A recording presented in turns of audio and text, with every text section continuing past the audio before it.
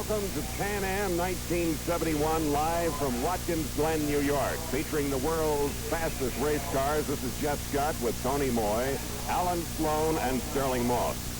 Standing with me is Tony Moy. He's been brought in from England. A gentleman who worked with the BBC, has covered many races. Tony, what's your impression of this Watkins Glen track? The rebirth of American racing was founded here just after the war. They rebuilt it. How do you like it? Well, obviously, a tremendous lot of work has been put in on it. And the track befits the entry list today because we must have the best entry list that there has ever been for a Can-Am race. That's without any question of doubt. The reason for this, of course, that we've got many of the international stars left from yesterday's 6-hour race. I think without any question of doubt, Jeff, we could have one of the finest Can-Am races ever seen. All right, now to the pits and Alan Sloan. Thank you, Jeff. This is Alan Sloan, and I am in the pits here at the Watkins Glen Can-Am. Weather is just a little less than ideal for racing. A threat of rain and rain showers hovers over, but so far the track is dry. We hope it remains that way throughout the entire race. We'll be here in the pits. There'll be plenty of activity and action, as you doubtless know.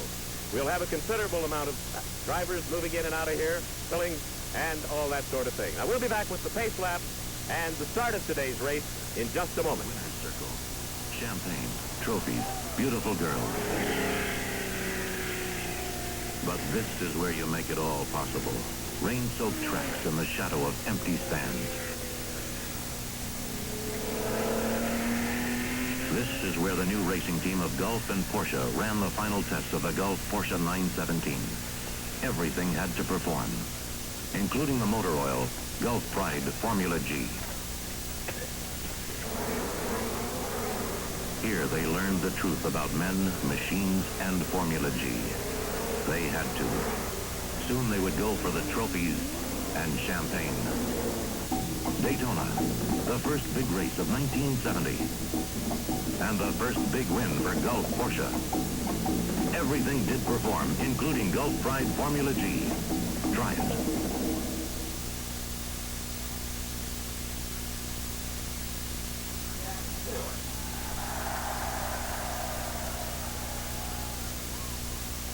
Can-Am race that has been run since the inception of the series, about 1966. Of course, Jackie Stewart is the center of attraction, as Tony Moy will, I know, quite agree. Tony, if you'd like to have a couple of comments about Jackie Stewart. I know he hasn't done as well as he would like in this series. What do you think he might do today? Well, of course, Jeff, he's up against it. This is the first thing. The story of the Can-Am road racing is the story of McLaren and the fact that they've virtually dominated recent years. Now, we've seen once this year, we've seen Jackie Stewart really beat the McLarens, and that happened at Saint-Jovite. Now, here today, he's on pole position. That is a tremendous morale booster for him, and we can only hope that in the race he's going to go equally well, and that we shall see a tremendous battle between the Lola of Stewart and the two McLarens of Hulme and Revson. Tony, Mario Andretti has entered in this series, and of course, as many people know, Andretti is, of course, an enormous champion. He's been the United States Automobile Club national champion in Indianapolis cars. He has won Indianapolis. And here we are about now to start the pace lap, and we'll give you the rundown of the cars in a moment. And here they come. Jackie Stewart on the inside on the pole position. And on the outside,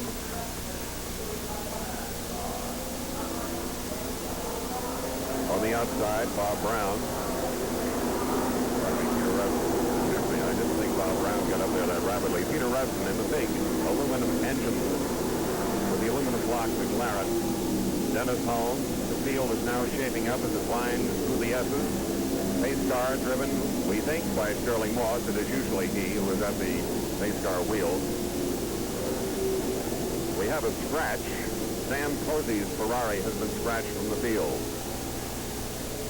Also, the Alfa Romeo of Andrea de Adamic, he had hoped to run, but unfortunately, because of a problem yesterday in the 6 hours, he was unable to make the field.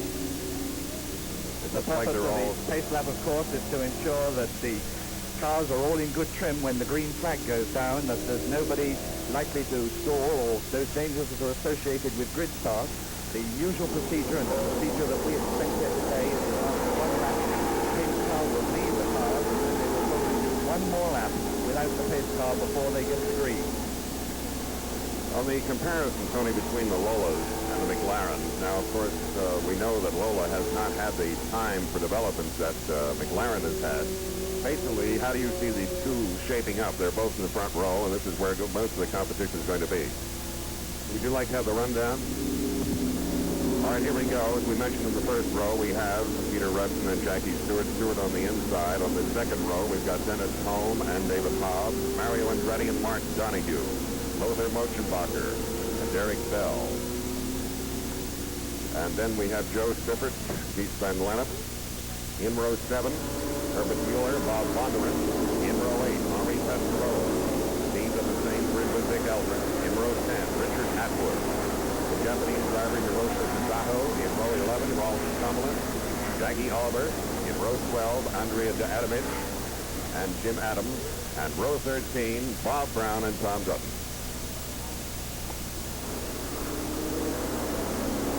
Tony, the question I was asking you about the two cars. Well, I think the question is this. The McLarens are proven. They've got this tremendous row of Can-Am success behind them, which we'll look at later on during the course of the race. The Stuart Lola is a new and comparatively unknown quantity. We've already seen it by its one race win this year. We've already seen it go, but whether or not it's got the reliability, this race is 200 miles long. If it stays, I think Jackie Stewart's tremendous ability can, without any question of doubt, bring it over the line first. We've got another drop out here from that pace lap. Number 67 is in some sort of trouble. Mario Andretti is something to keep an eye on. As we mentioned earlier, he's driving a completely new Ferrari 712. It's actually a 512 chassis with a big 7-liter engine. Whether or not he's going to be able to hold up for this race is hard to say because the engine is just really untested race-wise. But he'll be in there, you can be sure of that. 67, the car we've just seen in trouble with De Pasquale, and he looks like being added to the non-starters. Some trouble there. You've got him in your picture at this moment. That's too bad. It's on the first lap. That's nothing a little more frustrating to get on the edge and then possibly don't make it. They all seem to be shaping up pretty well, the rest of the field. The Porsches are going to have their hands full with these big engine cars because you've got the difference of tremendous power. You have 494 cubic inch engines as opposed to 302 cubic inch engines. And of course, the maneuverability, their likeness. And these one or two of the Ferraris are from yesterday's 6-hour race and wouldn't normally be seen in Can-Am racing, and we've got them here today as this extra bonus, and what a bonus it is because it brought names like Mario Andretti, Derek Bell, Joe Seifert. Here they are, and it's the green this time, and they're away. Watkins Glen is underway with this field of cars thundering through, and it's already Jackie Stewart in the Lola from one of the McLarens to lead up the rise through the S's. This is the way we expected it to go. Jackie Stewart in the Lola from a McLaren second and then a McLaren in fourth place, with unquestionably David Hobbs tucked away in third. Perhaps David Hobbs the surprise of qualifying. Stewart in this squat front-nose Lola, easily recognizable. Out into the country now. You see the country cameras picking them up with the trees in the background. And here they come back towards, they pass the coming onto the longest straight now, 185 miles an hour down here. And it's Stewart from Revson in second place, Denny Hulme in fourth, and David Hobbs in... Hulme in third, I should say. Coming around now into the pit straight for the first time. Stewart leads unmistakably in the Lola, quickly number 1.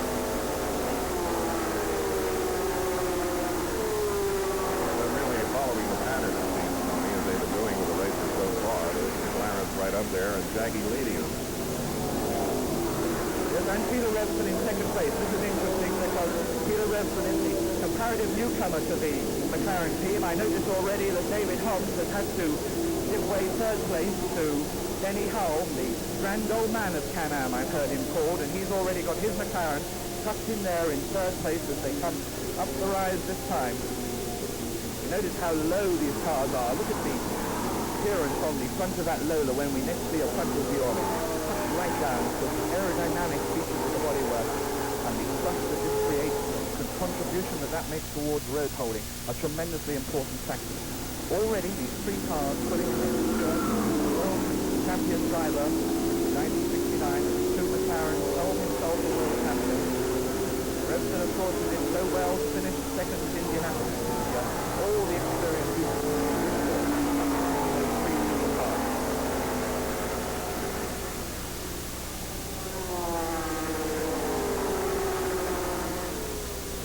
Those people who are having a look at Watkins Glen and perhaps thinking it's changed a lot since they last saw it, you are indeed correct. This is the first time that the new Watkins Glen track has come into use, and it's slightly longer than it has been on previous occasions. And you see the steel guardrail that now encompasses almost the total length of the circuit.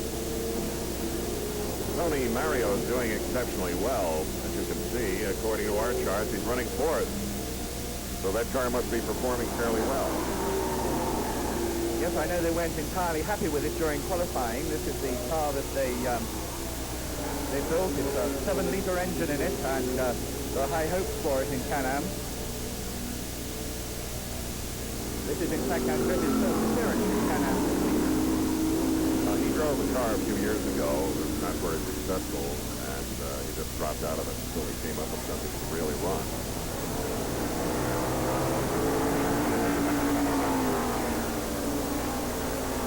The pattern of this race is interesting because I think we all realize that when Jackie Stewart is running and Jackie Stewart's car is running well, that it's a very, very good man indeed who can live with it.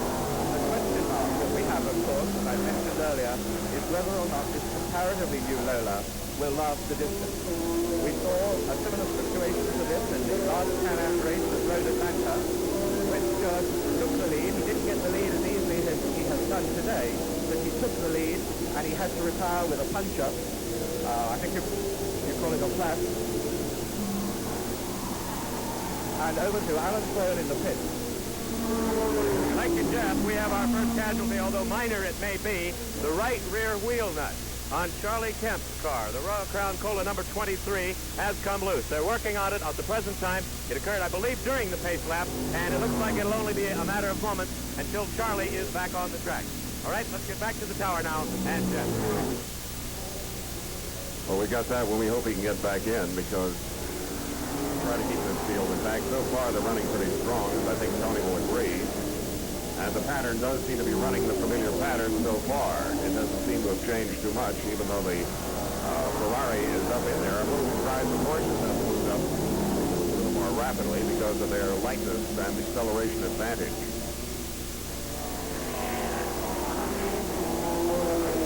And also the gap between the cars seems to be growing. There's no doubt about it that Jackie Stewart is setting a very hot pace. You see they're already coming up on one of the back markers there, about to lap him. And the distance between the cars, look at that Lola twitching under the braking for the corner there. Absolutely on the limit of adhesion.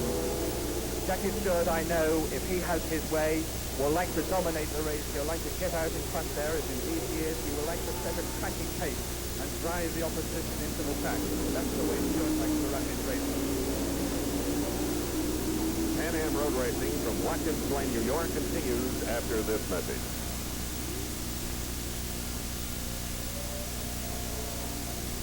Back again live at Watkins Glen, New York. Can-Am 1971, the 200-mile road race with the finest Can-Am field ever. Tony, it's still the same pattern. Stewart, the two McLarens, and Andretti, I think, doing surprisingly well, considering, as we mentioned, he's got a brand new engine in there. Yes, and another man who I think is doing extremely well is Mark Donoghue in the 512 Ferrari. This car had a rather nasty accident, or what could have been a nasty accident, in yesterday's 6 hours. Mark had the steering brake, which is not one of the nicest things to happen by any manner of means. He managed to control it, but his race was run, but they put it together again overnight, and Donoghue is sitting there very well placed out. The track service seems to be holding up well. We had some concern because of the heat. There was a certain part of the track breaking up slightly. They patched it, and so it seems that things are well. We also had a possible threat of rain this morning, but it looks like it's going to be good weather for us. And the humidity is not too high, which is always a problem in a newly surfaced track, Tony. Indeed, in the picture there, the three race leaders, Stewart and the two McLaren. Preston Lewis, we said before, is the comparative newcomer to Team McLaren. He had a faster lap than Benny Hull, the #1 driver in qualifying, and this is going well now because Revson is obviously having no difficulty at all in maintaining that second place. In fact, he's hanging on to Stewart a lot better than is Denny Hull. Incidentally, each of these McLarens, the two Works McLarens, the M8F as they're designated, running 494 cubic inch engines, and Stewart also with the 494 Chevy engine. The leading three cars each have the same power unit. It's not surprising that perhaps the Alphas they're doing very well, but still they're giving away 2 liters approximately to many of these cars. This is, of course, a problem for them, but of course they've got tremendous agility, and I think this will help them in the long run, don't you think? Yes, we just have to explain to the viewers who don't appreciate the difference between the two formulas that the Can-Am Championship has no limit on engine capacity, whereas these cars that are competing from yesterday do have various engine limits in accordance with however many cars have been built. And that is why Alfa Romeo's, both one example at the Porsche, the Alfa Romeo's being 3 litres, unfortunately 5 litres, why they are giving so much away in terms of shipping capacity to the pure Can-Am cars. Stewart seems to be running faultlessly, and he drove, as we mentioned, magnificently at Road Atlanta. Even with a pit stop, he would have gotten back out in front, but suspension, tire trouble knocked him out. And it's really a thrilling sight because this man has already won 4 Grand Prix races in Formula One. They're getting a little closer now.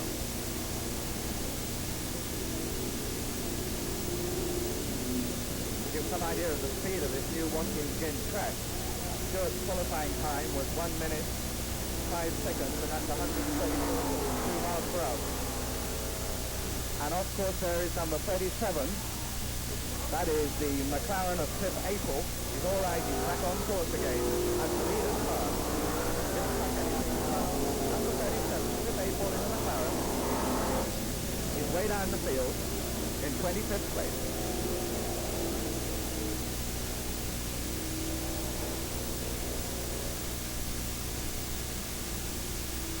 And there indeed is another crash. This is a great pity. That's number 11, Lothar Moschenbacher. He is the most successful long-time man in Can-Am racing. He's raced in more Can-Am races than anybody else, and he's gone off there through the safety netting on the first turn after the pit. That's very sad indeed. We understand, however, that the driver is quite all right, and he's standing at the back of the car there with his helmet on, quite okay and unharmed. But I think a very sad and a very wise man. Tony, I think it's fortunate they have fencing of that kind over there. If they had been a concrete wall, it might have been a disaster. Back to the leader. There he is, Jackie Stewart. Just coming up to the completion of 10 laps. Stewart will repeat again, turn to 107.7 miles an hour. Revson 107.6 miles an hour. So they're really running close to each other as far as speed is concerned. We'd like to remind you that when we give you our rundown of the positions of cars, these are unofficial unless we announce so, and we get those from Timing and Scoring. They are the official record, which we'll pass on to you at certain intervals to confirm what we have.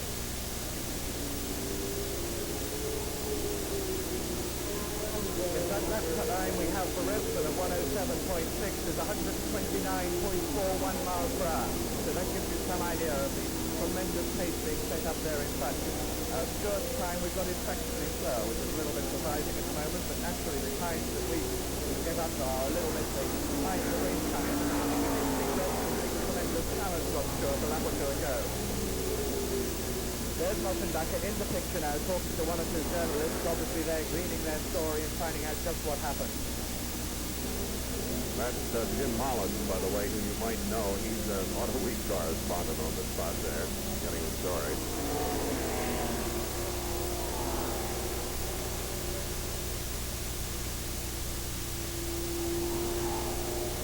Stewart still with the Revson McLaren, very, very close indeed to him.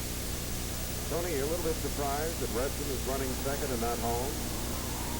Well, I am surprised, and yet I'm not, Jeff. We saw the indication of things from the qualifying time, and I think you'd agree, we were both down at Road Atlanta together, I think you'd agree that Revson is really learning how to handle this McLaren. There's some bad trouble. Davey Hobbs, number 8, has pulled off.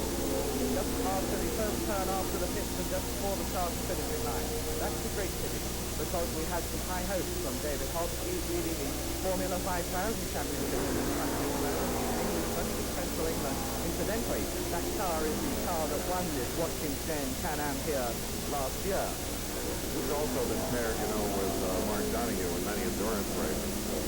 And here are the standings after 10 laps. Leading Jackie Stewart, second Peter Revson, third Denny Holmes, fourth Mario Andretti, and fifth, although that information is a little bit behind what we've just given you, fifth at that time was David Hobbs. But as we say, he's out of the car and his race is run. That will put up into fifth place number 92, Derek Bell in the Porsche. Derek Bell had an interesting race yesterday in the 6 hours. He had his car break down on the circuit, and it wasn't at all in a very convenient spot. In fact, it was in a very dangerous spot. And Derek, showing what a good mechanic racing drivers also are, or some of them, was able to climb into the engine compartment at the back and right well enough to get back to the pit. Live Can-Am from Watkins Glen. You know, it's fascinating, Tony, just how close to the ground that Lola is. It's closer than either of the major McLarens. Yes, indeed. I think that this is the all-enveloping nature of the bodywork. They've taken a rather different view on the bodywork to the McLaren. One of the most important things, and you'll see all these cars have got wings built into the back of the car, is to create down thrust. Down thrust, it has been found in recent years, gives cornering adhesion. And it's the creation of this down thrust that enables them to throw it through the corner a lot quicker. And so everybody is looking for thrust downwards to help the cars down the road better. On tires, Tony, it's interesting that these 16-inch tires they're using in the back of these cars are the widest tires that we've ever had. David Hobbs walking back to the pits, obviously disconsolate over what's happened because he expected to put on a good ride. Perhaps we'll be able to get an interview down in the pits as soon as he gets there. Alan Sloan, see just what happened to the car.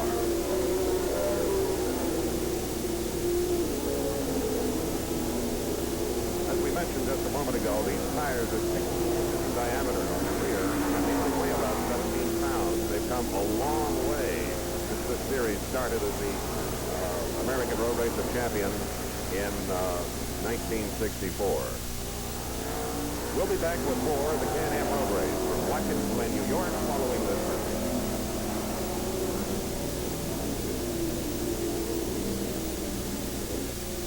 Back live at Watkins Glen, New York. The 1971 Can-Am, Jackie Stewart with a long lead, a very long lead now over the McLarens, Tony. What do you think's happening there? He's stretching out a little more power? Well, I don't know that it's all that long at this stage of the race. We're only 15 laps into it. I agree, Jackie's pulling ahead. He's a tremendously experienced driver, of course, in any type of car. And earlier today, we had Alan Sloan talking to Jackie Stewart before the race, and if we go over, we can probably hear what he has to say to Alan Sloan. A bit of luck. Jackie Stewart would have been in the winner's circle in Atlanta. Jackie, you did have a few inherent problems, did you not? The car went very well. Unfortunately, we had a tire problem in the sense that we had got a puncture. We picked up a nail. The track was a little dusty at parts. And then we had a small mechanical problem, and then finally the car retired with a shock absorber. But it led for a little while, and it was quite comfortable while it was going. Are those things pretty well ironed out now? I think so, yes. I think the car seems to be running quite well. You have the pole position. What does that mean to you, other than, of course, the obvious advantage of being in there? There are other inherent advantages, are there not? Well, I suppose it's a prestige thing, apart from anything else. Obviously, the car is on the best part of the road as far as making a good, clean start concerned. So that's the main thing, and as I say, a prestige factor. Well, you've had the opportunity now to assess this new track at Watkins Glen. What do you feel about it?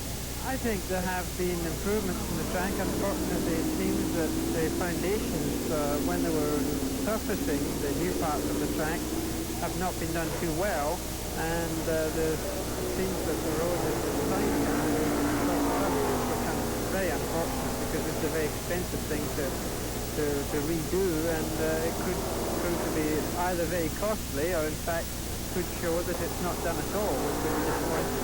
Tell us what we're all waiting to know. Are you going to do it today? Are you going to win? Oh, I really don't know. I think as far as I'm concerned, I'd like to win, obviously, but it's rather difficult, and there's a lot of stiff opposition, so we'll have to wait and see. Thank you very much, Jackie Stewart. Thank you. After that interview with Jackie Stewart, I have information that he took last Watkins Glen in 130.9, 130 miles an hour. Jackie Stewart lapping. It's a tremendous speed, Tony, and of course he's got the potential. As many people have said, he's doing things with his car that possibly very few other drivers could accomplish.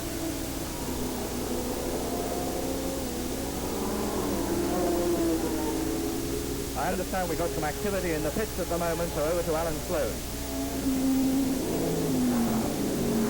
We understand Lothar Motzenbacher is out of the race, and we're standing by here in the pit with the venerable Sterling Moss. Sterling, you had some other information too, did you not? Well, the thing that's striking me is the early part of this race. This race is so fast that even some of the drivers have come round. For instance, one of the cars came in because the car was weaving under braking. The reason for this is because apparently they had not bedded down the brakes, and therefore they should have changed them after the 6-hour race yesterday. They didn't have the chance to do this, and therefore the driver came in.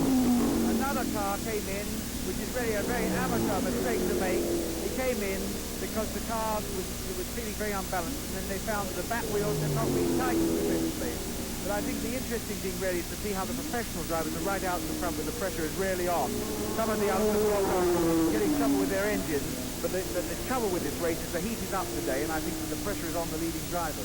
And with 200 miles left to go, it is still a race by far to be won, right? It's a very big race, and also back in the second batch, you're going to find one other interesting thing come out, and that is that quite a lot of those cars, people like Mark Sundergill and the Porsches, are going to have to stop for fuel. Some may elect to stop early, get their fuel over, bring away from the pack. Others maybe elect to go as long as they can, then stop after 2/3 of the race. But the smaller cars are going to have to stop because they can't go the whole distance. We're going to be looking for them to be stopping. We'll be back here with Sterling Moss and all of the pit action in just a moment. Right now, let's get back to the tower and Jeff. Thank you.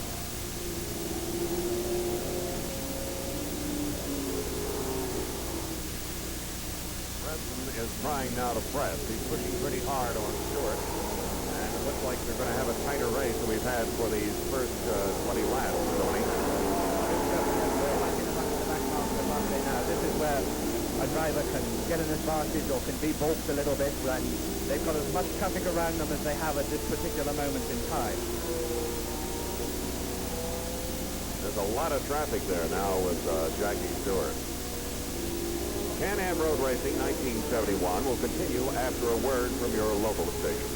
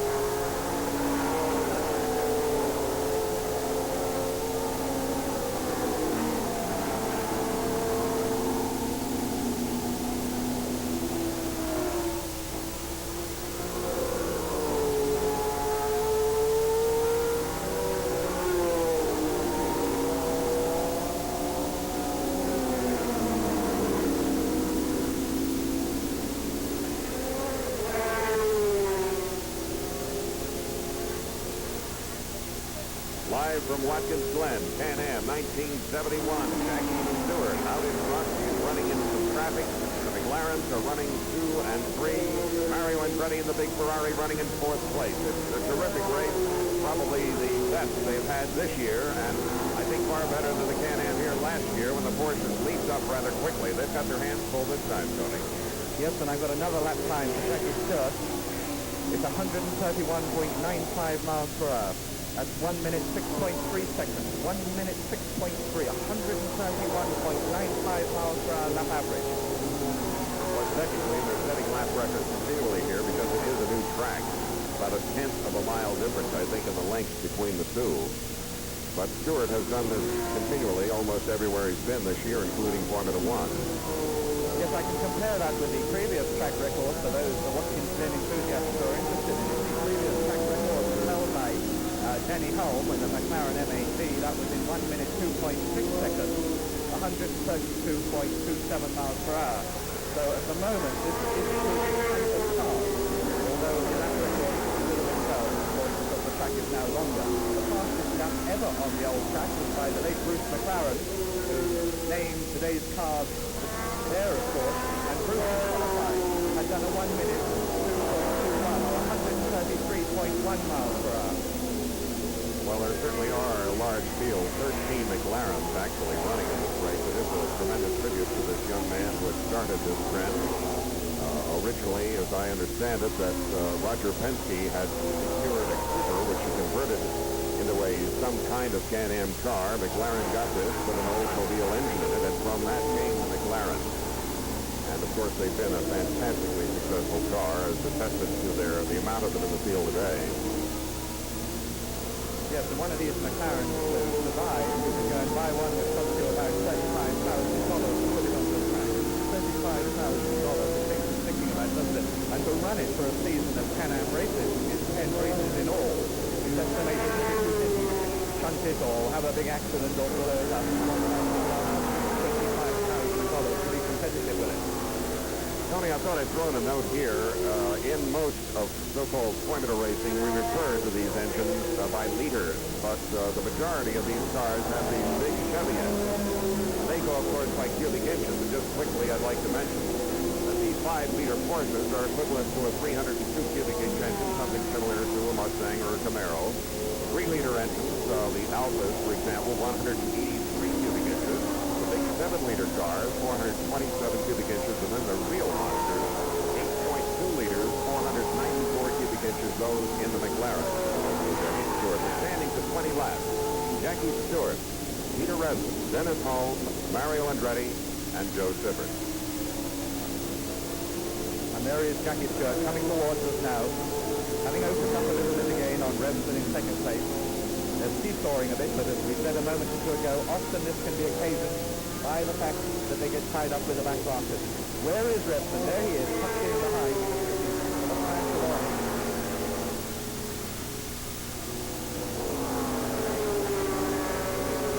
That Lola certainly is distinctive, no question about that. The only really prominent white car in the field.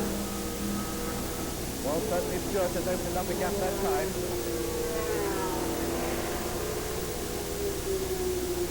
I think that Mario Andretti is doing a quite remarkable job. He's been holding steadily now, 4th position.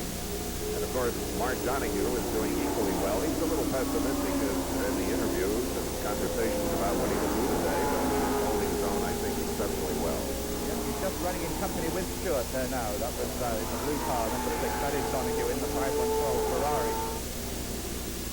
They had a little trouble with this car yesterday, and they managed to get it back into order to run the day, but I think they just there because, of course, he was quite, Mark Donoghue, a major factor in Can-Am racing until he elected to go on the championship trail. Yes, we should mention that Donoghue is one of the cars that will have to refuel by virtue of the fact that he doesn't carry enough gasoline to complete the entire race distance, just because the regulations that they don't allow them to carry enough. There is Andretti in picture now with the 7-liter Ferrari. I think that is the largest Ferrari engine ever built. Yes, indeed. And so we hope that the going to perform well in this Can-Am racing because they haven't got the car sorted out yet. It's a brave attempt by Ferrari, a big 7-liter engine. It wasn't handling quite as well as it might be.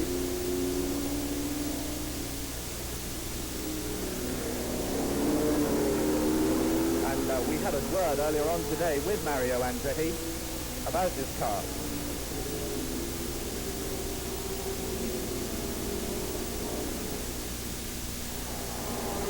He's shaping up pretty well for you for this Watkins Glen Can-Am, is that correct?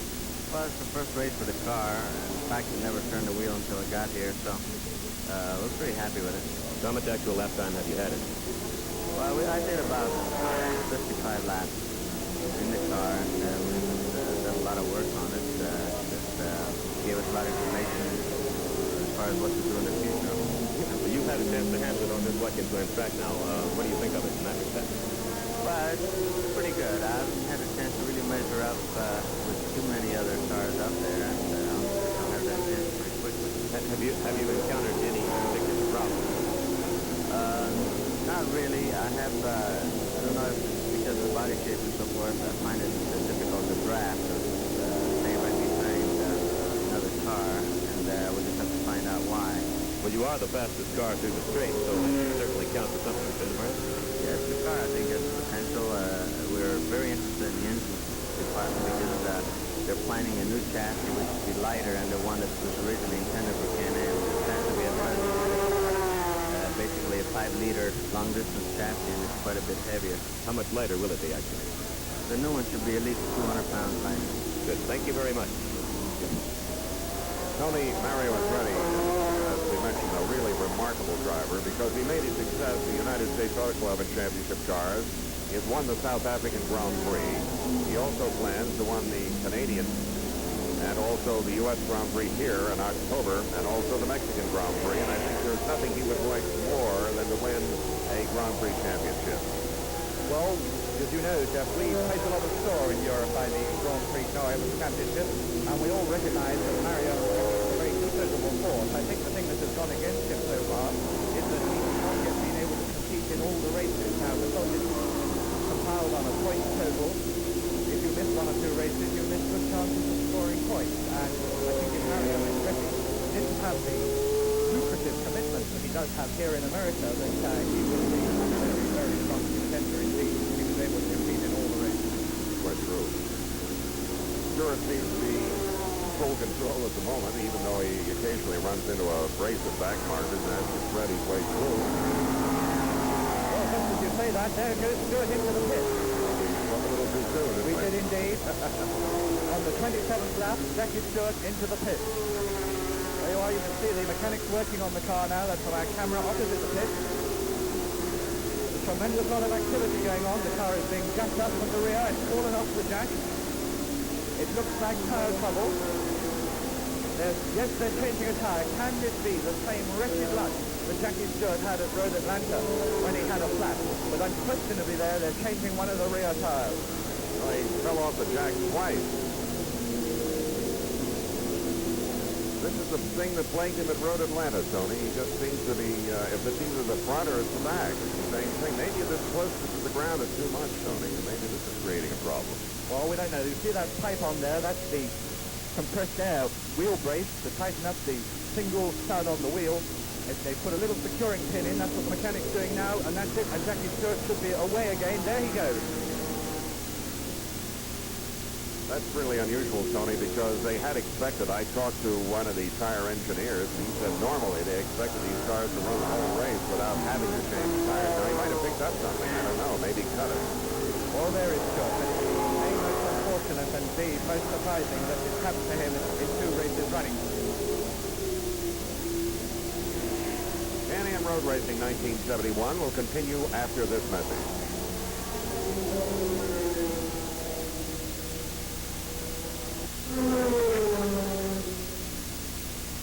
What started out to be a relatively slow day in the pits has now changed somewhat dramatically, probably because of the heat. Jackie Stewart, number 1, was in and out of that rear tire change much sooner than anyone had anticipated. So he was into the pits and out.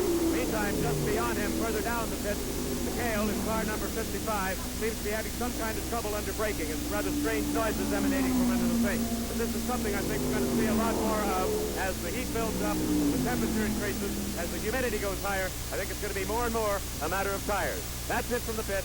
Now back to Jeff in the tower. Thank you, Alan.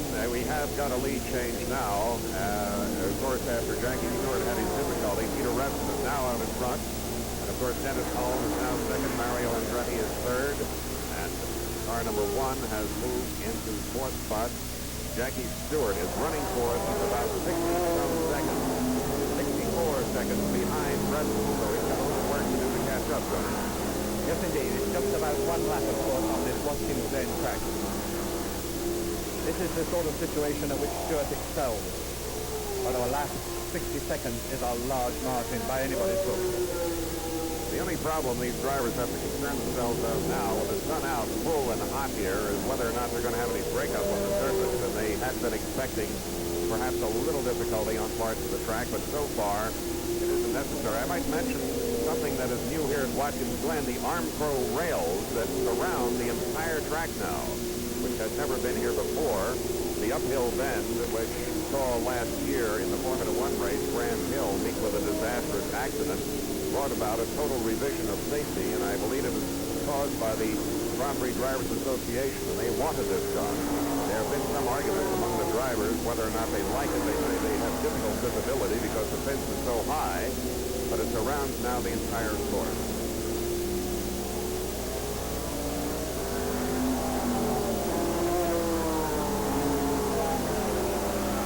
Continues now on his winning way.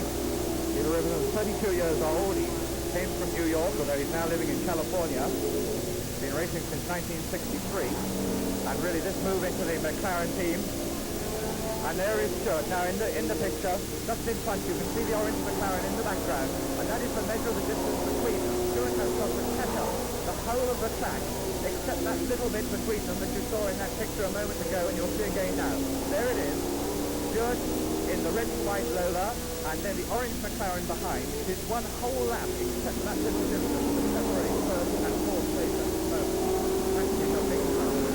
Well, with the lap speed he's returning, possibly he can do it, of course, if he doesn't have any suspension hang-ups, because he has tracked the fastest lap so far, and he accomplished this really at Road Atlanta in a similar situation. He's already passed number 50 and ready to put himself into third position. Mark Donoghue is still holding his own exactly as he was before in 6 spots. Preston riding easily, all behind him, which is really unusual. As we mentioned, in most of these races, the situation was usually reversed, Tony. Yes, Preston had his first win at Road Atlanta, his first Can-Am win, that is. And it looks very much at the moment as if he might going to repeat it here today, which will surprise us all, because we do look upon Denny Hull as the number one. Donoghue leaving the pits, number 6 Donoghue leaving the pits, and we assume that he probably had fuel put in, whether it was a routine stop for fuel or whether it was a stop for something else. If it was something else, I'm sure he took the advantage of having fuel put in. So all being well, we shouldn't see Donoghue stop again.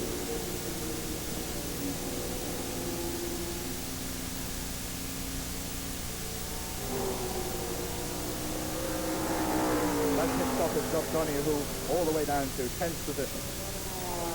And I understand Alan Sloan has some activity in the pit. Yes, I couldn't help hearing you just speculating and running on that. I was a stop purely for fuel, and it looked like it's done in record time. They were in and out before we could even get down here. So that's all it was. Now back to Jim. It appeared to be the case, Tony, as you picked up, because as Tony mentioned earlier, the endurance cars have to refuel because they cannot carry Can-Am cars in rivet.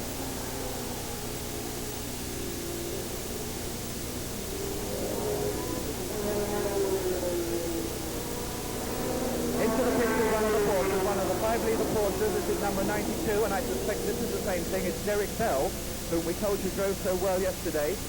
This is one of the cars from the 6 hours, and this, I should imagine, is a routine fuel change. We're beginning to get these fuel changes now. If that was fuel, that's even quicker than Donoghue's. I've never seen it stop that quickly. No, Donoghue usually has the record for pit stops. The Penske Magic was pit stops. Well, I didn't see any fuel go in, but no doubt Alan Sloan will be able to tell us later on what the situation was there, but it really was a very quick stop indeed. All I saw them do was seem to scream. One of the other points about these Can-Am cars is that they have virtually no restrictions, which are placed on the endurance cars and also on stock cars, on Indianapolis cars. There are just limits to what they can do. These people can do almost anything. And this, unfortunately, was one of the reasons why Jackie Eek was unable to run his Ferrari, because it didn't meet the Can-Am specifications, Tony, which is kind of unfortunate. Yes, indeed, that was the pity. We had hoped to see Eek. He's a tremendous European, colourful character. But it wasn't to be. There's the race leader, Revson, with one or two of the back markers behind him. And this one is coming to you live from Watkins Glen.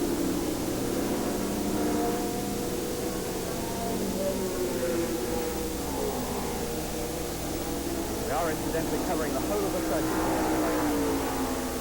The entire track is visible from the camera locations that we've got.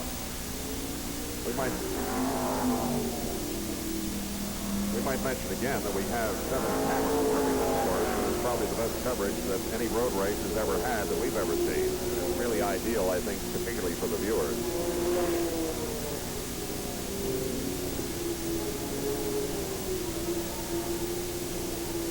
In the pit now is number 12. This is Bob Von Duren. He's an experienced Can-Am campaigner. This is another McLaren. Bob Von Duren runs a racing driver's school in California. Now, this isn't one of the cars that would have had to refuel, so we don't know why Von Duren's gone in. This is a Can-Am car and has no need whatsoever to refuel. So what that pit stop was for, I don't know, but he's out on the circuit again. Only we just got a word that Stewart is still now 60 seconds behind Revson, so it's going to take him a little while to catch up, I believe. Well, that begins to indicate that he's not catching up. Obviously, Revson has the advantage of seeing Stewart in front of him there, and if Stewart starts to ease away, Revson can step on the gas a little bit and haul him back in. It's a very nice position for Revson, because he obviously must still consider Stewart to be a threat, but having got him in view in front of him, he's a threat that he can keep under his eye and not rely entirely upon signals from his pit. Well, these engines, of course, that the McLarens are running have somewhat of an advantage in design because they have access to the first engine block. Not to get too technical, but it's an interesting little point. It's an all-aluminum block, which, of course, is a tremendous weight-saving advantage over some of the other cars that have to use liners and the pistons. And, of course, this gives them a little edge over the other cars. They're also running with inboard brakes for better cooling. And, of course, each year the McLaren design engineers improve the product, don't they?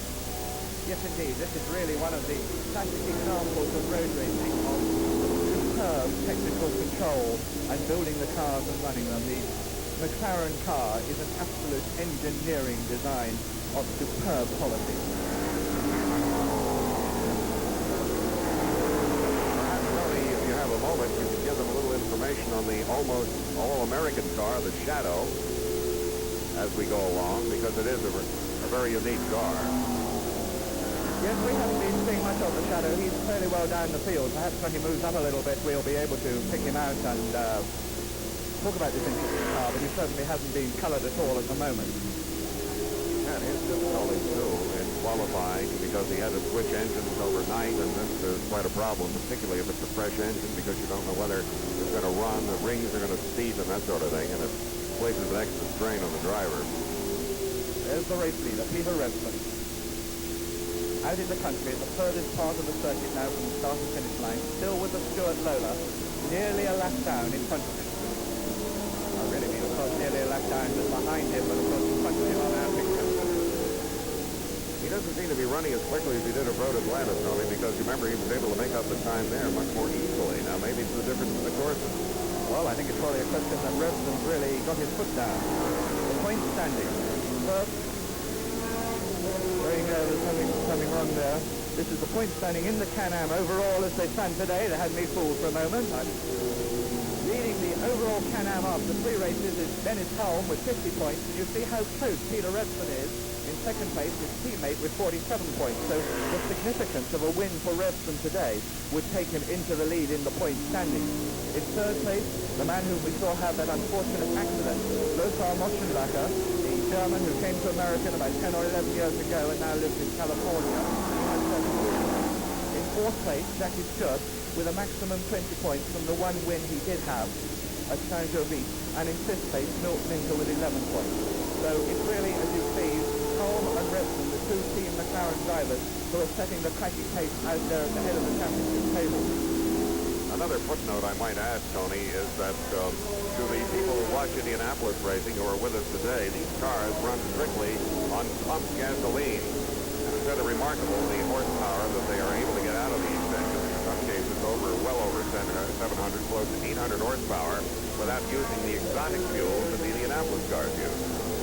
Yes, indeed, that's a valid point. And the gap between first and second place on our watch, Revson now leads Hull by 20 seconds.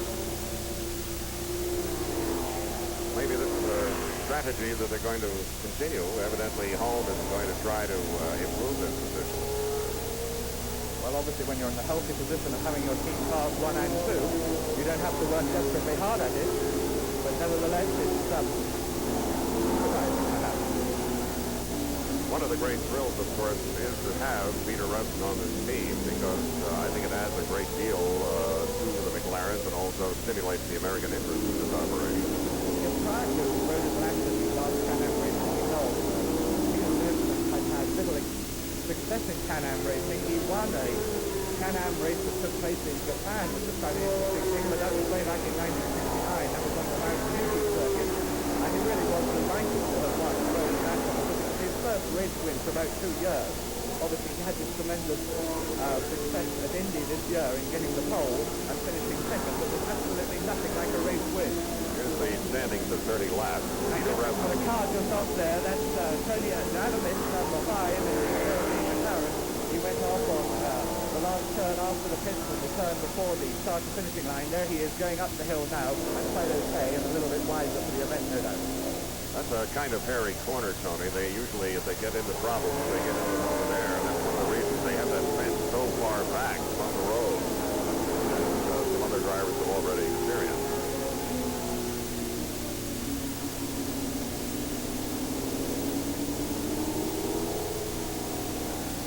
Can-Am Road Racing 1971 will continue after this message.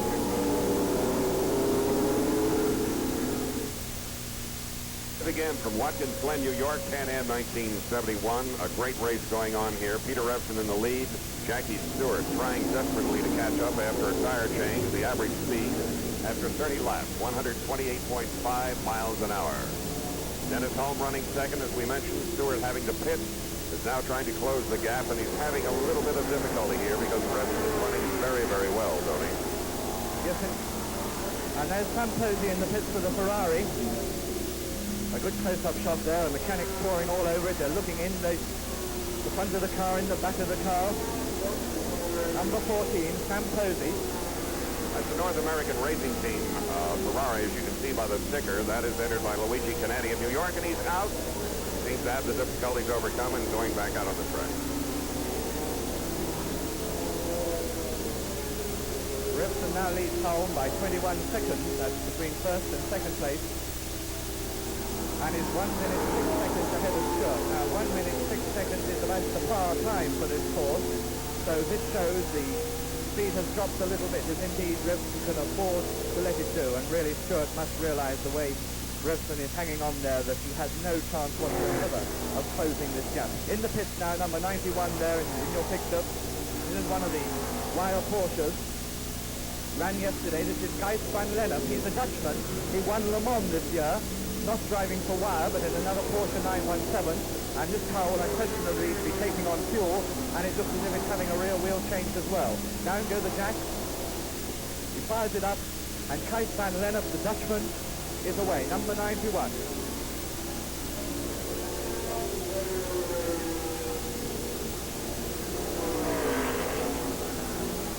The McLaren cars seem to have most of the track to themselves at the moment. And as Tony's mentioned, Stewart has had to drop back. Obviously, he must have run into traffic, or else the road's getting a little slippery. It's hard to tell which at this point.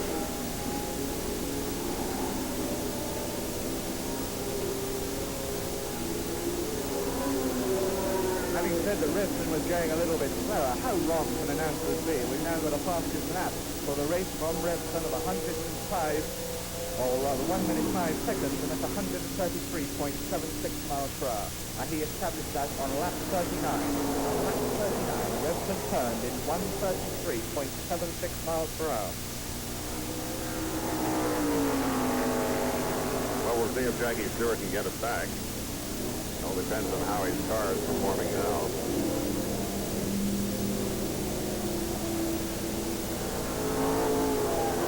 There is Revson. Beautifully prepared orange McLaren. A lovely picture there as it comes through the ashes up this winding hill at Watkins Glen.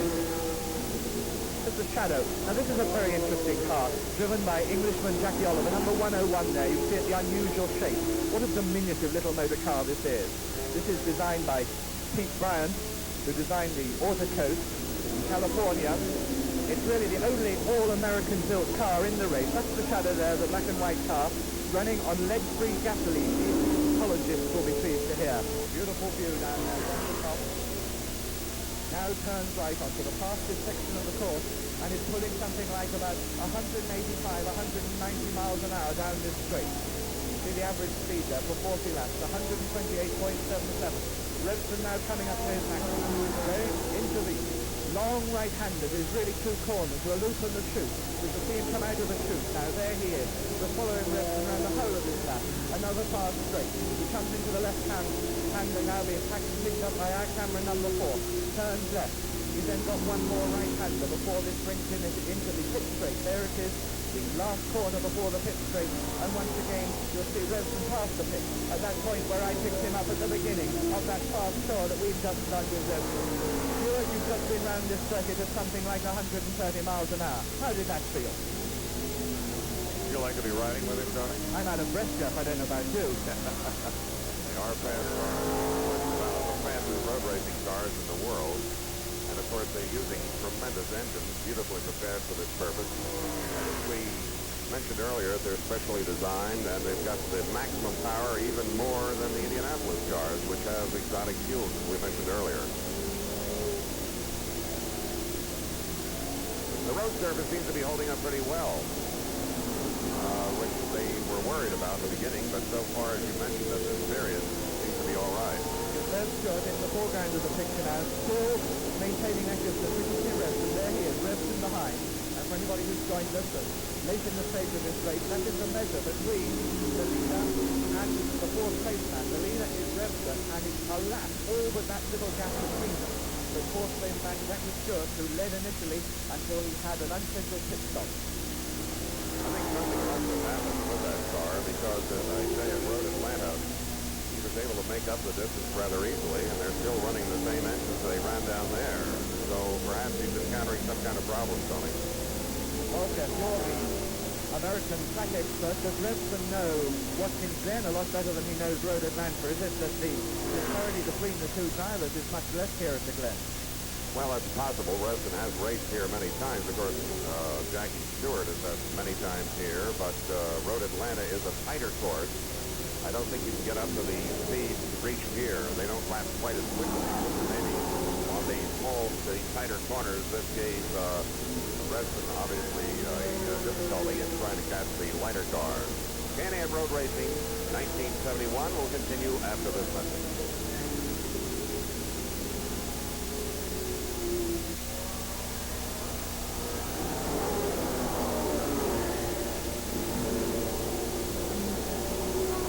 Can-Am 1971 live from Watkins Glen, New York. We've got Peter Revson out in front, and now Tony's going to give us a little bit of information about this particular car in our picture.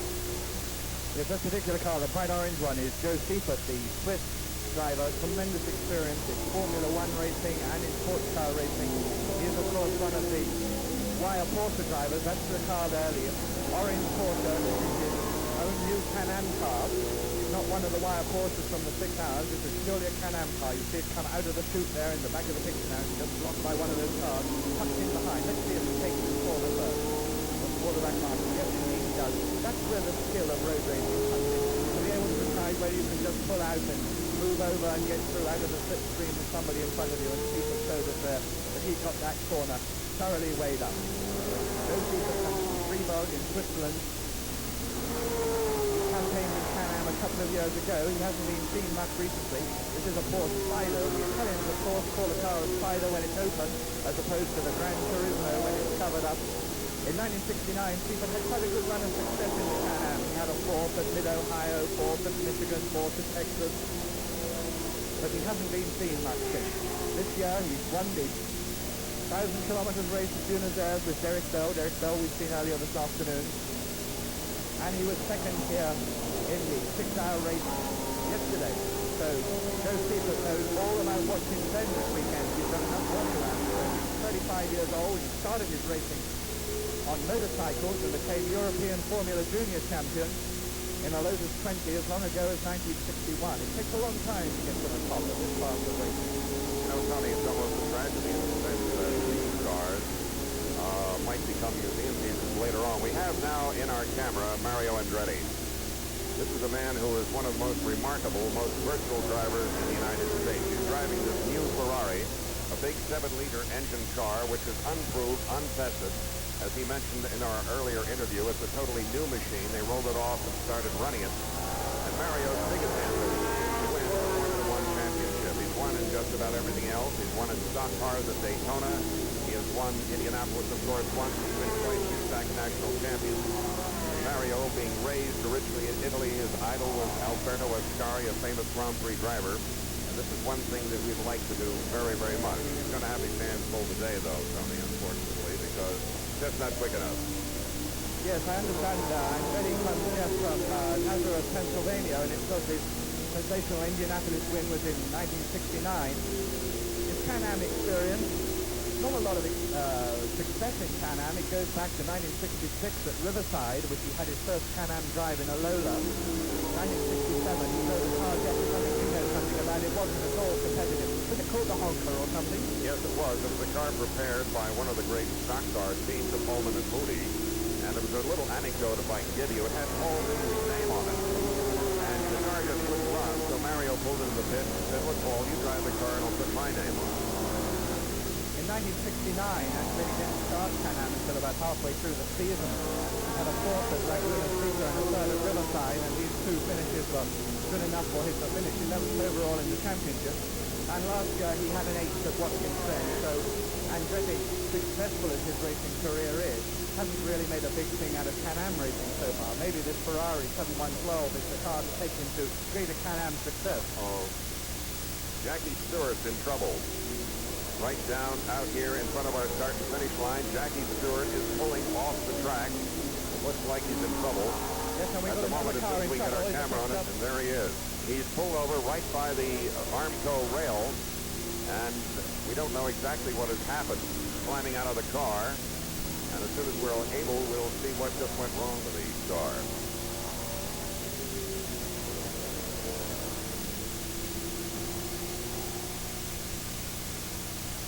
Looking at the rear end in some puzzlement, as though something has gone with the differential.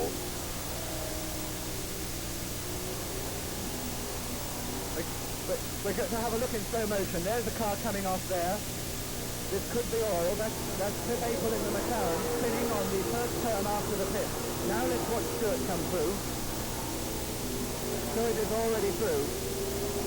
Whether there's any connection between those two incidents, I don't know. But there is Jackie Stewart's car, obscured by one of the posts here. I wonder if he dropped the oil, Tony. Differential. Well, we can't tell. Jackie Stewart is in fact sitting on the metal barrier exactly behind that post, which is obscuring him from our camera view. And obviously his race is run. It's all over for the Carl Haas Lola. We're going to try to get word as quickly as possible. We're going to have someone check with Jackie and see just what occurred. I know he's quite disappointed. And there is Stewart wiping a little beads of perspiration from him, having a word with one of the reporters, anxious to get for his station or his story, whatever it is, just what happened to Stewart's Lola. Seems to be plagued, Tony, by lots of bad luck.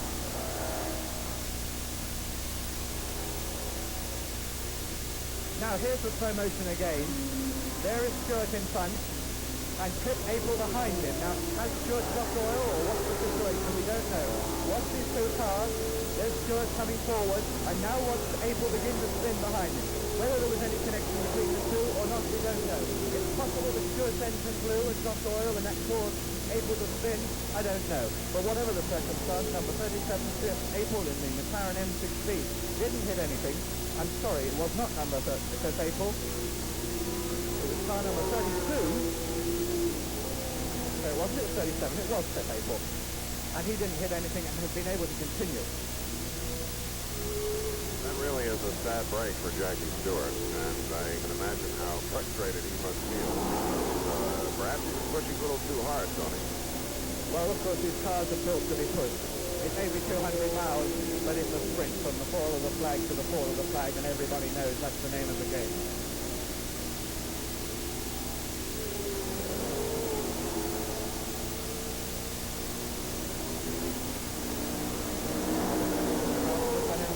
Number 88 is New York, Sato, the Japanese driver. We haven't seen much of him. There's the leader. Number 7, Peter Revson. There may be drama behind him, but Peter Revson goes on his winning way.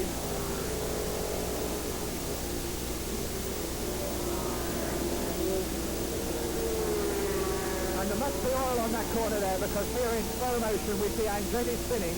That's Mario Andretti spinning the Ferrari at the same place that April spun a moment or two ago.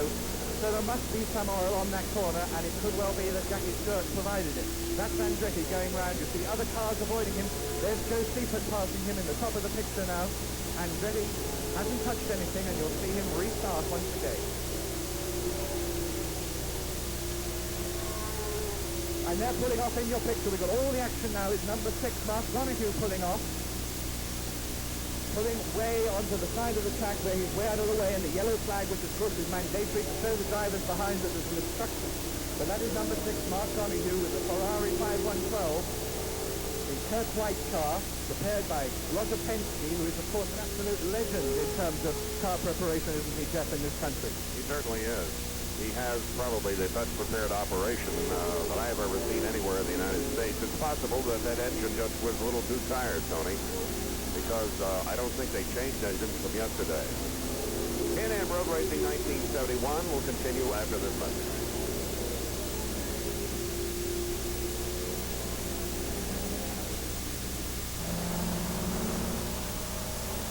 This is the Triumph Spitfire, sweeping its class in sports car competition to win again as national champion. The new Mark IV Spitfire is even better. Test drive it now at your Triumph dealer. They don't call us Triumph for nothing.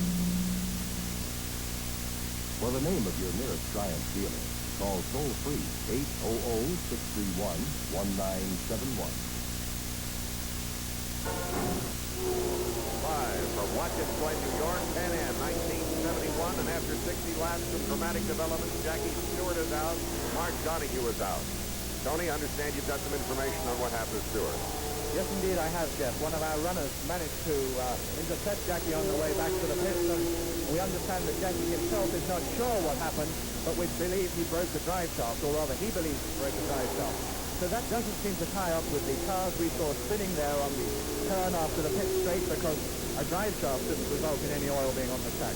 No, however, so. there we are with the 2 wire Porsches in camera now. These cars which ran yesterday for 6 hours in those appalling weather conditions we had in the 6-hour race. There's the race leader, number 7, Peter Revson, sandwiched between the wire Porsches and another back marker. It's really quite an achievement when you think about it. 6 hours of road racing here yesterday for those 2 Porsches, 517, and out here again today.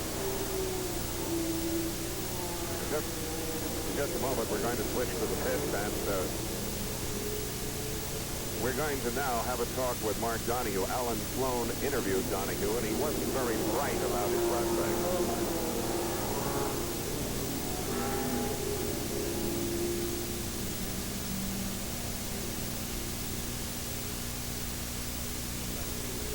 Mechanical difficulty. Well, the steering broke going into the first turn past the pit. Only one wheel would steer after that. We went off the road, and it was really useless to continue. We put a new post in today. I think we'll run. We have a much smaller engine than the people who are sitting on the front row, so if it rains, we'll be in good shape. Otherwise, we'll probably not be able to run exactly with the leader. Well, you did a pretty fancy exit from the track yesterday afternoon that we noticed down there. How does that enduro compare with you for the kind of races you're going to be driving today? Well, actually, any 6-hour race with these types of cars now is pretty much a sprint race. We were going about as fast as we could go, and I'm sure the other guys were too. That's why so many things break on these cars. We will go about the same speed today, which is about 4 or 5 seconds a lot slower than what the fastest cars qualified at. But it's a long race. It's 200 miles. We were hoping it rains, which would be in our favor, but otherwise, I'm afraid we'll have to concede that the big American V8s are going to be quicker. Well, you certainly had a lesson yesterday as far as the steering was concerned. You have that all behind you, and with your pit stop now, do you still think you can win? No, I don't think there's any chance of winning. It's very unusual for us to start a race without the chance of winning, but we're here anyway, and we thought we'd take a chance on the weather and see if we could run fairly strong, even though we have an engine that's 2 liters smaller. Thank you, Mark Donahue. We know you're going to be right in there. Thank you.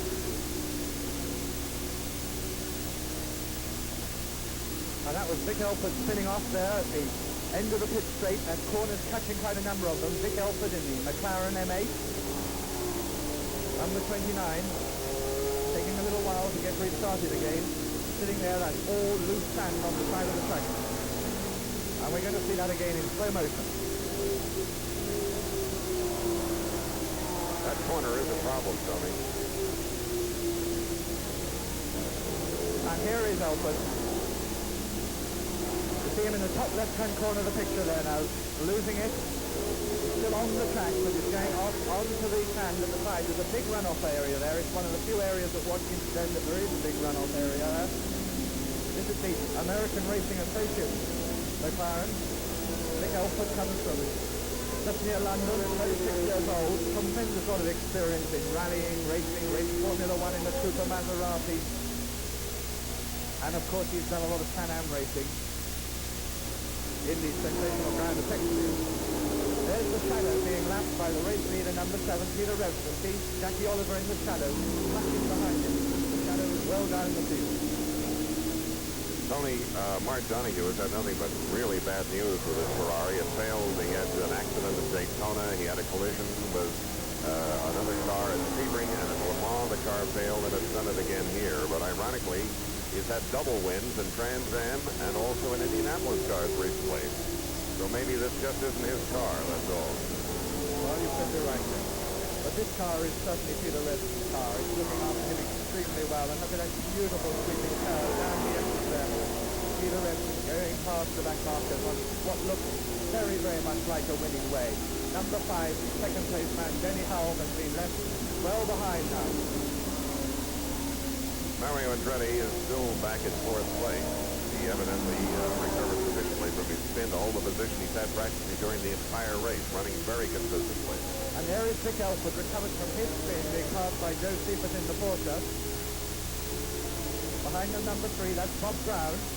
Bob Brown in a McLaren M6, and there number 7, Peter Revson.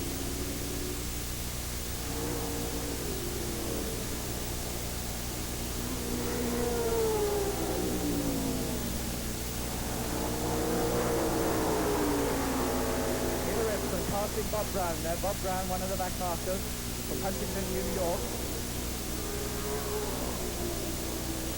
Bob Brown had a 4th in Saint-Tropez. That's 4th in Edmonton last year in Can-Am racing. Finished 9th overall in the championship. Vic Elford there in the yellow McLaren, being followed by Revson in the orange one. 16 laps to go. 16 laps to go. Seifert passing one of the back markers. That was number 79, Tom Dutton. Race leader. Number 7, Peter Revson.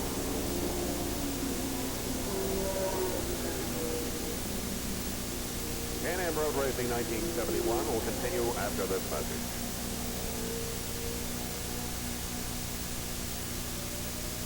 I've noticed all the people who are around here today working this race. Well, they're the flagging and communications personnel, the scoring and timing team. They're also the pit stewards and the safety crew. Well, they're all volunteer members of this unique club, the Sports Car Club of America.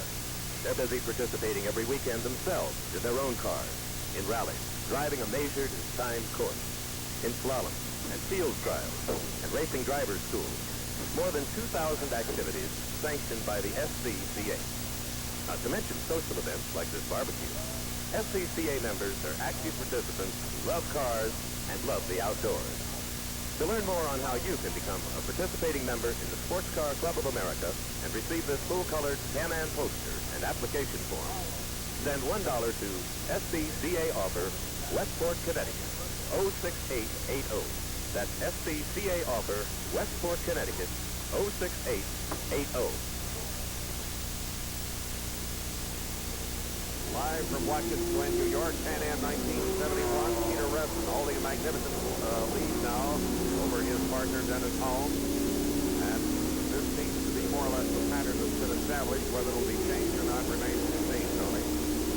Yes, I'm having a look at the gap between the two of them, between number 7 Revson in the lead and number 5 Holm in second place, saying that Holm was a long way back and wasn't really challenging. I'm not sure that that's still the case. Holm has certainly closed up very, very much indeed.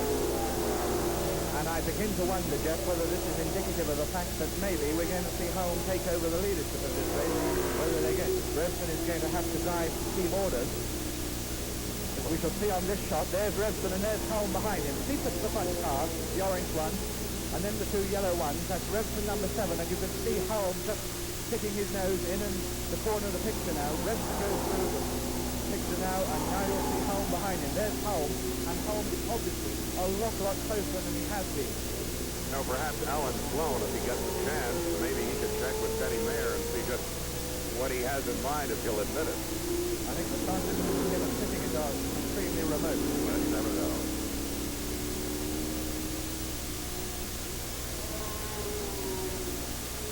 But certainly they are much closer together. This is something we have to watch. Newcomer to the team, Peter Revson, the grand old man of Can-Am, Denny Holm. He really has the most fantastic amount of success in Can-Am racing, going back over the years now.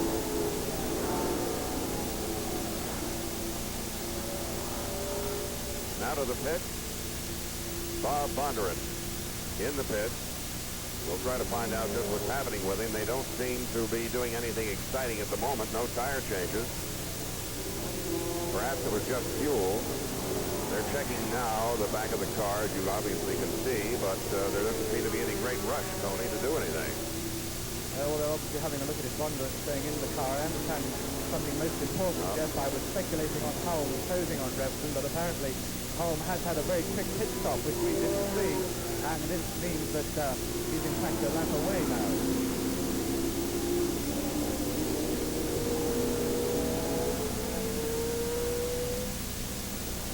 Well, he obviously would like to unlap himself, I would think.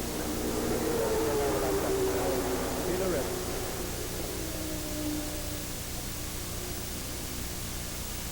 Peter Revson is, in my estimation, a true professional. There have been a lot of stories written about Peter because he comes from a wealthy family that he just races for fun. Well, that's not the case at all. We've discussed this many times, and he is a true professional. He is racing for a living, and that's the way it is. He wants it to be known that way, despite some of the stories about him being a sort of wealthy gentleman driver. Yes, we've had that confirmed. Denny Holm is in fact now one whole lap down on Peter Revson, that very quick pit stop. But we didn't see. Look at Seaforth and Revson close together there. 3 really experienced professionals know exactly how each other's going to behave at that moment. There they come out of the chute. Revson, Seaforth using the road and a little bit that isn't road, and Denny Holm trying to get past Seaforth to hang on to his teammate Revson. If once Revson opens the gap, I don't expect Holm will be able to catch him up again, because we saw him drop well back down the field, and now of course he's this whole 1 lap down on Revson. So it's beginning very much to look as if the McLaren number 2 man, Peter Revson, might be going to score his second successive Can-Am win, and if he does so, that will be no less than $13,000 for today's race purse. It's interesting to look at some of these figures because, of course, one of the tremendous attractions of Can-Am racing is the amount of money available. First place is worth no less than $13,000. Second place, $9,200. Third place, $6,500. And these sort of figures go all the way down to 20th place. We're still getting $400 for finishing 20th. And the total race purse here today at Watkins Glen is no less than $55,000. In addition to those startling figures for race performance, for qualifying, fastest qualifying man gets $2,600. And there's a total of another $20,000 for qualifying. The Can-Am Road Race from Watkins Glen, New York will continue after these words from your local station.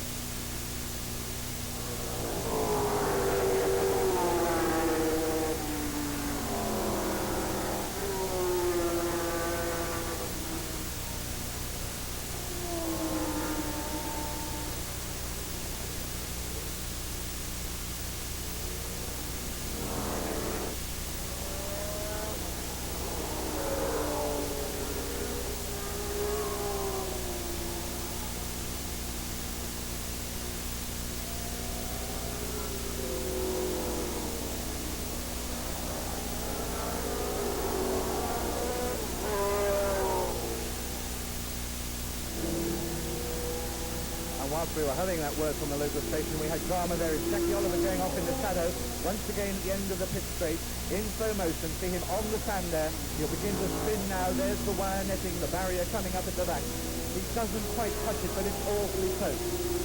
He didn't spin. I said he did spin. Jackie Oliver just ran straight off number 101, the shadow that we were talking of earlier on. A car for which much is hoped that off there on the end of the pit straight, and there's the leader, number 7, Peter Revson, Denny Hulme, in second place, but a lap down on his teammate.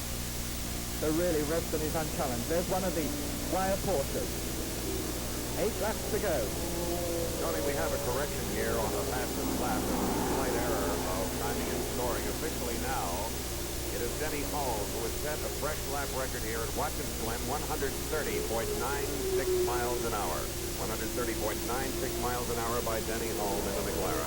Oh, that's James Simon. We've got some heavy metal in the picture now. There's Revson and Hulme, and then one of the wire Porsches tucked in behind them. The Porsches, of course, haven't really been serious contenders in this race. We knew that they would have been from the start because of the fuel stock that they have to make by virtue of the fact that their Group 6 regulations under which they normally race don't enable them to carry enough fuel for the length of the Can-Am.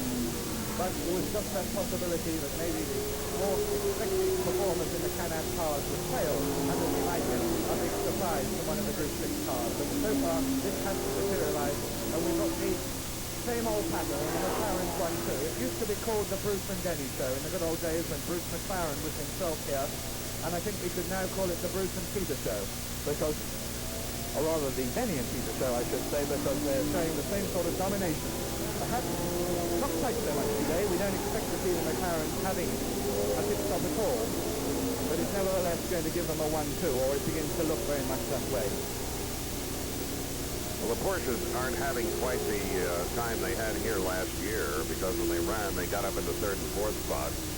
And Andretti has managed to hold his big Ferrari steadily there in 4th place almost for the entire race. We've got 6 laps to go now. Yes, it was interesting to note here that last year, I believe the cars from the Enduro races we saw in the 6 hours provided the finishing places through positions 2 to 6. Well, the story is a little bit different, fortunately, this time. It's just unfortunate that Jackie had to drop because everybody was hoping that he'd be able to pull this one off. Yes, I think we should say why we were hoping that Jackie Stewart might pull it off. The McLarens have had a tremendous run for their money in Can-Am racing, and challenge is good for everybody, and everybody is hoping that Jackie Stewart is going to provide the challenge. Well, he certainly is providing it. We're hoping the challenge is going to materialize.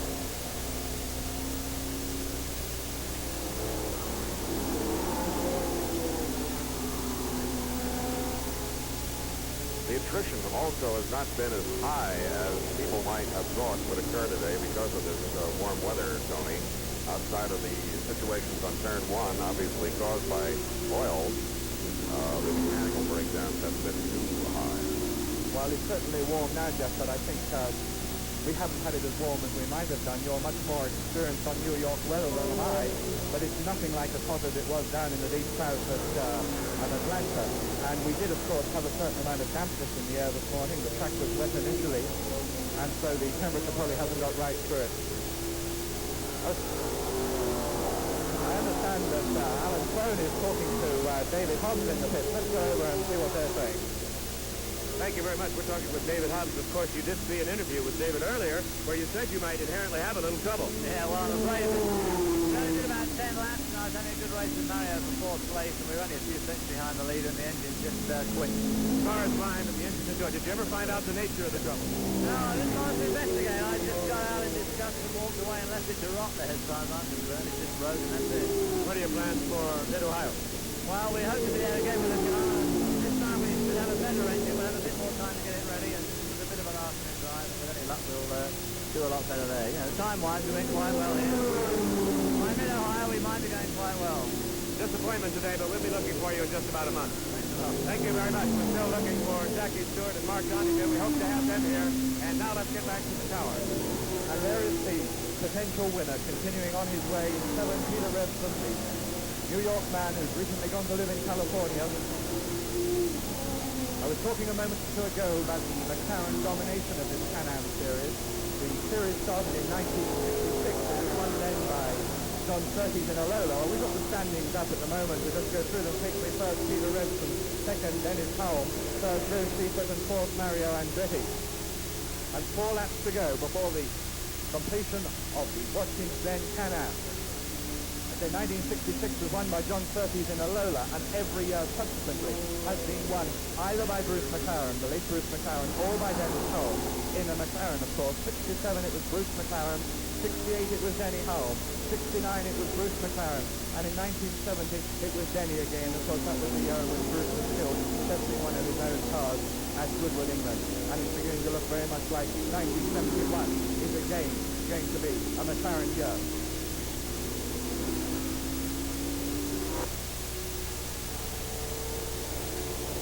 Not a bad way to make a living, Tony. No, some people would choose an easier way. It's not without its pitfalls, as we all know. There is Peter Redson from one of the back markers, number 79, in the back of the picture there. 79 is Tom Dutton. And camera now looking down from the chute into the vast left and right-hander. That's the left that they're just coming into now. Redson coming through the picture. That left is one right-hander before they come into the pit straight. There's the right-hander coming into the pit straight again. Once the camera's with him, we'll follow him round.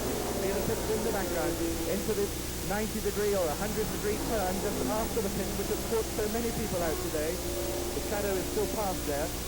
Redson comes under our camera that's poised over the track. One lap position here at the start and finish line.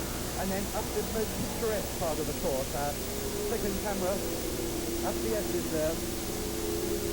Through the narrow bit over the bridge, and we just had somebody off. That was car number 57. You see him going through the picture, John Court.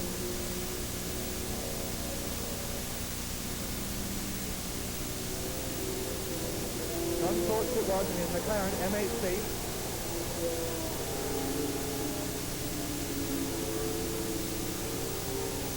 Here you see this incident once again on that 100-degree turn.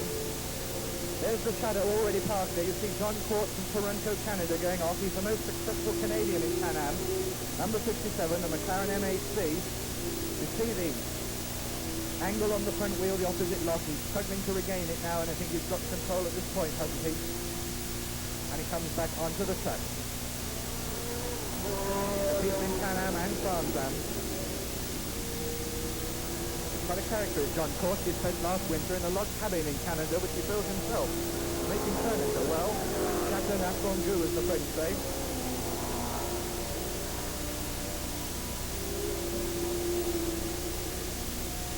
Well, we're getting very close to the finish now.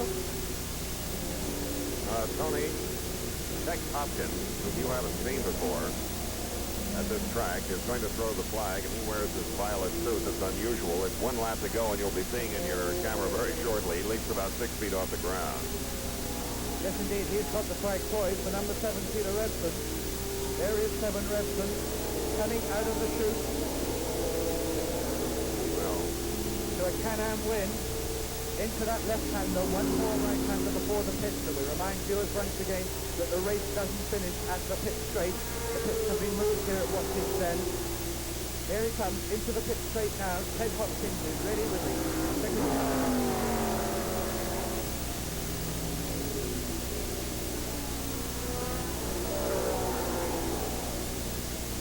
Here is Redson for the last time, and a Can-Am win for number 7, Peter Redson in McLaren, and there's the jump from Hopkins. So the Watkins Glen Can-Am is over with a win for McLaren once again. Peter Redson. We're still waiting for second place man Denny Hulme in his McLaren.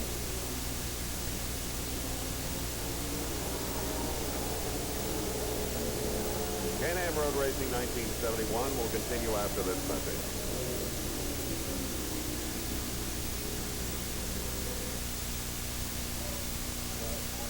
Well, we're back here at Watkins Glen Live, and of course, as we have already told you, Peter Redson is the winner of this race, and Denny Hulme is second. It's a great triumph for the McLaren, and in a moment we're going to have an interview with the winner, with Alan Sloan, as soon as we get things into position.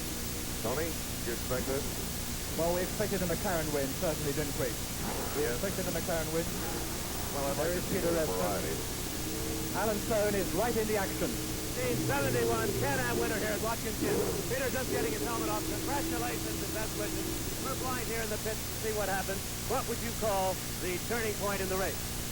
Well, I think the turning point in the race is the first time Mr. Stewart went in the pits or whatever. I was able to stay with him pretty easily, but I couldn't pass him because my car, when I get behind him in the slipstream, it loses some of its adhesion.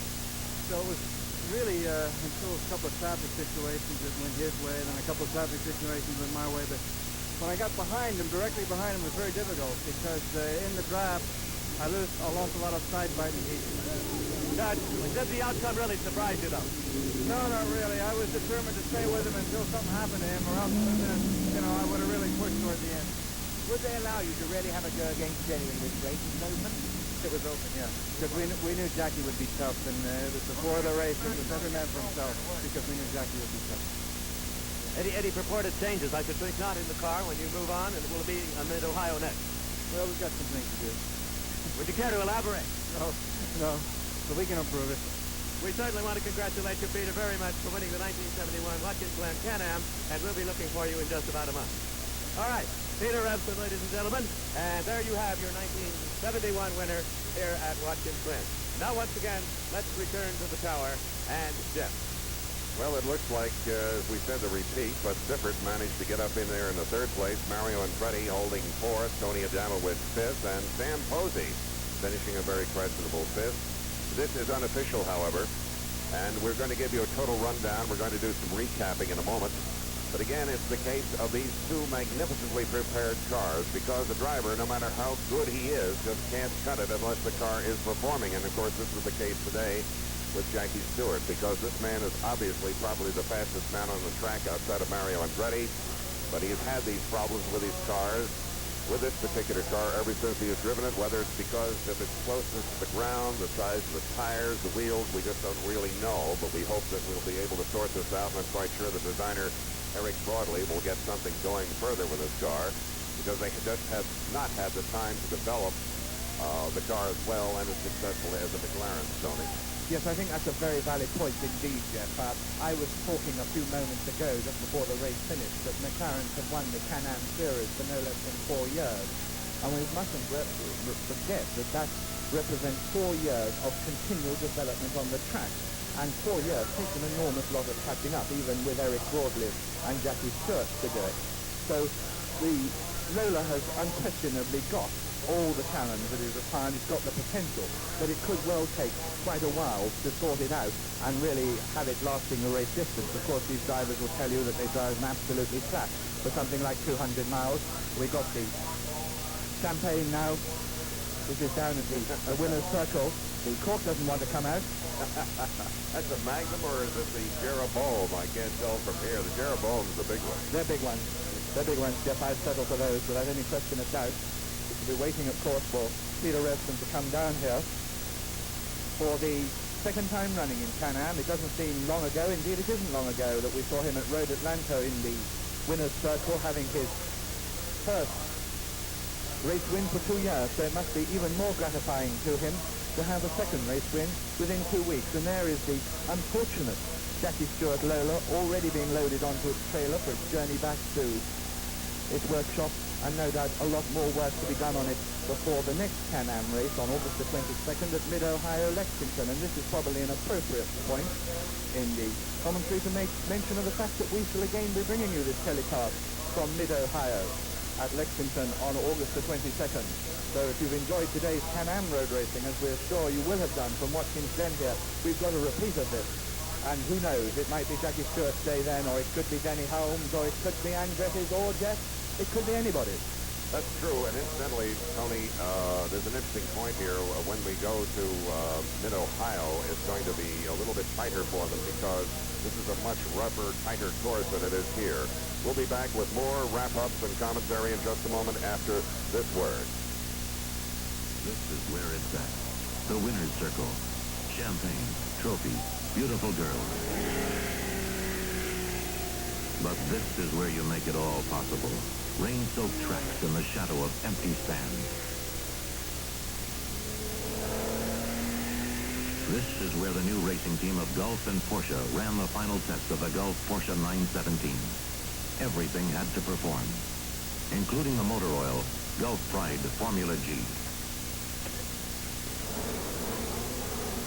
Here they learned the truth about men, machines, and Formula G. They had to. Soon they would go for the trophies and champagne. Daytona, the first big race of 1970. And the first big win for Gulf Porsche. Everything did perform, including Gulf Pride Formula G. Try it. We're back again live. Watkins Glen 1971, and there's the man who didn't win. Unfortunately for him, Jackie Stewart, our winner, Peter Revson. And now, Tony, let's have a rundown, possibly, if you have them. They're, I think, official at this point, of the cars that did finish in their order. Well, the ones I've got, Jeff, are unofficial ones. They're the ones that our own helpers here have produced. And the way we see it is this. The winner first was time and time again for number 7, Peter Revson in the McLaren. Second his teammate, and second to Revson for the second consecutive time in Can-Am racing, number 5, Dennis Holmes. Third, Joe Seifert having his first time in Can-Am this year, and that must be a very satisfactory result. And I understand Alan Sloan is talking to Joe Seifert. Over to you, Alan. Thank you very much, Tony. We are talking with Joe Seifert. Congratulations, third place win. Are you happy or disappointed? I'm very happy with the first day. And this car with a 5-liter engine, and the car was brand new. We have no plenty of time to fix the handling. I'm very happy to finish third. How much actual lap time did you have in the car? How much time did you really have for practice? Well, 2 sessions of practice, man. 2 short sessions, and we had a problem with the body. The car was really brand new. Never was going out of the factory in Stuttgart from Porsche. Stayed in an airplane, and the plane was delayed for 24 hours. This was a little the problem. But anyway, I was very happy. Do you plan to take it to Mid-Ohio, or is it too soon to say? No, I take the car to Mid-Ohio. You're ready to go, right? Yeah. What would you say was the turning point in your finishing third in this race, for you personally? What did it? No, it's nice, everything. Huh? To finish strong. When it's good, you try to win every time. With this car, with this problem. Are there any changes that you will make between now and the end of August? Yes, this car is possibly better for very tight inside. A tighter course? A tighter course, yes. And this place here, you have very long slides. Are you satisfied? Are you satisfied with it in the straight, though? Yeah. No, in the straight is too slow, the car, you know. Too slow. We need more corners. What can you do to rectify that? More horsepower. You gonna have it? The thing of Porsche and Stuttgart. Maybe he give a big engine. We'll see. Okay, you've got quite a plaque here cheering for you and quite a rooting section, and it certainly is. We want to congratulate you very much, Joe, and we'll be looking for you at the Mid-Ohio on the 22nd of August. Now, you better go and get some rest. All right, and now, once again, there are quite a number of people around here that are a very popular figure in racing. It's starting to rain a little bit. We may have another driver or two for you. But right now, let's get back to the tower and Jeff. Tony, obviously, Peter Revson now has the victory wreath around his neck, and he's sipping a soft drink that they want to give the drink of champagne. And the thing I wanted to mention that Joe Seifert wants so much, as you probably know, to beat the factory Porsches. This is the thing that he has hoped for a long time. I know at Sebring this is a natural challenge. He told us down there he hasn't got quite the parts that he thought he would have for his car, but I know he'll look forward to trying to beat them at Mid-Ohio. And there is Revson with his back to the camera now. Oh, and there's another back to the camera. I like Peter Revson, but I don't mind that. No, you see some very interesting scenery up here, Tony. That's very unusual. I love the fact that they allow girls. He doesn't want to go with him, Jeff. You get beautiful scenery at these road races. Oh, it's all happening here. Peter Revson isn't the only winner here today. Oh, my.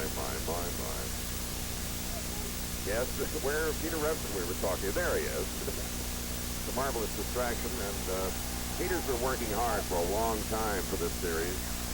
And he has driven in many cars before, but never has he had such a magnificently prepared car to change. Tony, that obviously he's got the talent.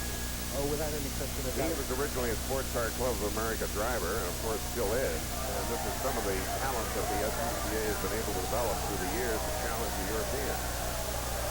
One of the things I like about Peter, Jeff, he always looks so pleased when he's a winner. I know every winner's pleased, but Peter really looks. Well, I can understand that. Denny is sort of a little bit calm about it all, isn't he?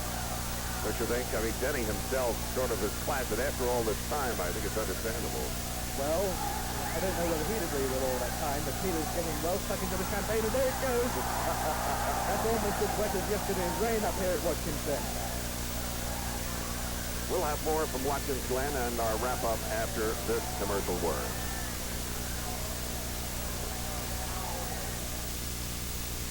Sterling Moss, we have just a few seconds here. Give us your impression of today's race.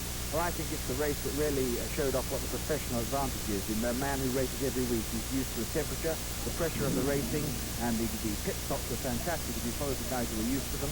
And I think this was one of those races where it really paid off. Sterling, thank you very much. And as you know, they were in and out of here before we could even get to them today. And that well may be the case at Mid-America, where we'll see you next. That's it from the pits. This is Alan Sloan. Now let's get back to Jeff and Tony in the tower. Tony, now that you've seen your first American race here after all your experience in Europe, how do you like Watkins Glen? Well, it was a tremendous race, and I'm looking forward to the rest of those in the Can-Am schedule. As I said, we're back at August 22nd, Mid-Ohio. We have Road America, Donnybrook, Edmonton, Laguna Seca, and Riverside, and that's the rest of the Can-Am. So just a reminder, once again, that it was Peter Revson in the McLaren today, from Denny Hulme and Joe Seifert in the Porsche in third place, Mario Andretti fourth, Tony Adamovich fifth, and Sam Posey in sixth position. It's been our pleasure to have you here at Watkins Glen, and we will again bring you a race live from Mid-Ohio.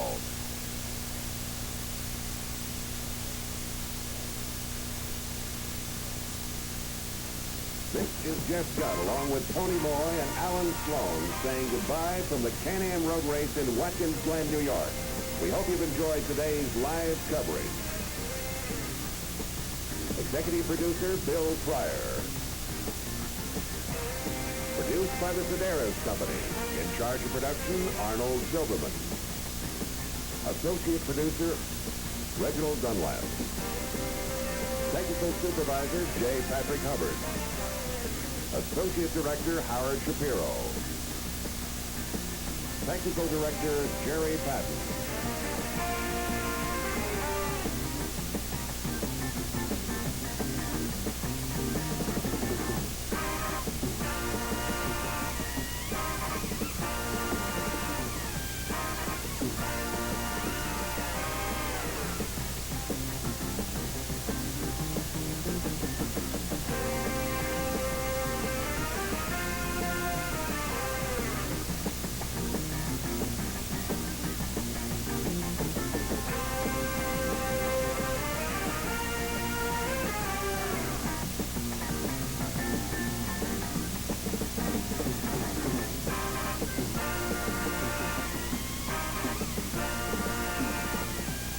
Today's Can-Am race has been a feature presentation of our Tune-Up Enterprises Incorporated.